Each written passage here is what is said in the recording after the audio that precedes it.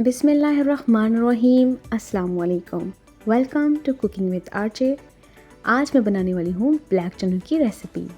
इसके लिए यहाँ पर मैंने आधा किलो देसी चने ले लिए हैं। ये छोटे हैं, ये देसी चने हैं। यहाँ पर मैंने इनको 7 से 8 घंटे के लिए भिगो के रख लिया था। इनको भिगोना बहुत ज़रूरी होता है। आप भी चनों को 7 से 8 घंटे के लिए भिगो दिया करें। तो आइए रेसिपी स्टार्ट करते हैं। बिस्मिल्लाहिर्रहमानिर्रहीम। चनों को मैंने अच्छे से वॉश करके उसके बाद इसका पानी सारा निकाल के इसे कुकर में ऐड कर दिया है। अगर आप इसे कुकर में बनाएंगे तो 15 से 20 मिनट लेंगे और अगर आप कुकर के बगैर बनाएंगे तो 30 से 35 मिनट। यहाँ पर 2 मीडियम साइज़ के प्याज मैं इसमें शामिल कर दूंगी। प्याज मेरे पास बारीक चॉप किया हुआ था। अगर आपके पास प्याज मोटा कटिंग हुआ हो तो वो ज़्यादा बेहतर है, उसके साथ ग्रेवी ज़्यादा अच्छी बनेगी। तो अब मैं इसमें मीडियम साइज़ का एक टमाटर डाल दूंगी और साथ में अदरक लहसुन का पेस्ट शामिल कर देंगे। बिस्मिल्लाहिर्रहमानिर्रहीम। मीडियम साइज़ का टमाटर शामिल कर देंगे। रेसिपी पसंद आ रही हो तो वीडियो को लाइक कीजिए, चैनल पर न्यू है तो चैनल को सब्सक्राइब कीजिए।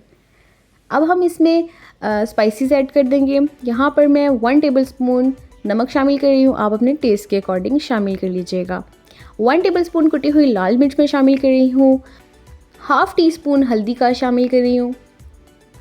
बस इसके सिंपल से मसाले हैं, इसमें ज़्यादा मसाले शामिल नहीं करेंगे। और यहाँ पर 1.5 से 2 ग्लास आप पानी शामिल कर लीजिए। मैंने यहाँ पर 1.5 ग्लास शामिल किया है। अगर आपको इसकी यखनी ज़्यादा रखनी है तो आप ज़्यादा पानी भी शामिल कर सकते हैं।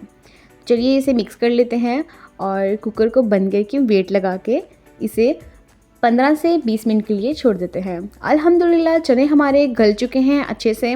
मैंने इसको 8 घंटे के लिए भिगोया था, इसीलिए इसे 15 मिनट लगे हैं और ये अच्छे से गल चुके हैं। तो अब हम इसे स्टेन कर लेते हैं। एक बर्तन ले लेंगे, उसमें हम स्टेनर रखेंगे और चनों को उसमें शामिल कर देंगे। इसकी यखनी सारी अलग हो जाएगी और जो ऊपर इसका मसाला होगा और चने होंगे ये सारे अलग हो जाएंगे। अल्हम्दुलिल्लाह चनों को हमने सेपरेट कर लिया है और इसकी यखनी को सेपरेट कर लिया है। अब हम एक पैन या कढ़ाई ले लेंगे, उसमें ऑयल या घी शामिल कर देंगे, गरम कर लेंगे और अपने चनों को उसमें शामिल कर देंगे। बिस्मिल्लाहिर्रहमानिर्रहीम। सभी चनों को हम इसमें शामिल कर देंगे और इसकी अच्छे से बुनाई स्टार्ट कर लेंगे। बहुत अच्छे से इसकी हम बुनाई करेंगे। आप देखेंगे यहाँ पर टमाटर और प्याज बिल्कुल इसमें नज़र ही नहीं आएंगे, ये अच्छे से इसमें मिक्स हो जाएंगे और इसकी बहुत प्यारी सी ग्रेवी बन जाएगी इंशाल्लाह।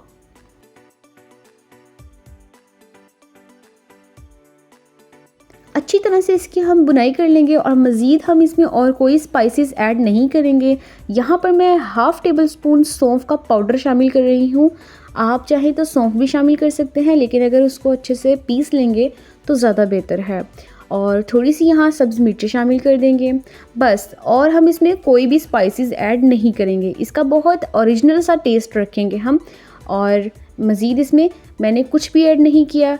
और जो हमने यखनी रखी थी अब यहाँ पर वो यखनी को शामिल कर देंगे।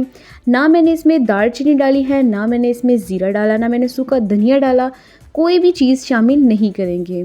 इसका एक बहुत ओरिजिनल सा टेस्ट रखेंगे इंशाल्लाह। अल्हम्दुलिल्लाह चनों की ग्रेवी बहुत अच्छे से बनकर रेडी हो चुकी है। आप देख सकते हैं चने हमारे बिल्कुल तैयार हैं। बहुत मज़ेदार सी ग्रेवी बनकर रेडी है। अगर आपको मेरी रेसिपी पसंद आई हो तो वीडियो को लाइक कीजिए और चैनल पर न्यू है तो चैनल को सब्सक्राइब कीजिए।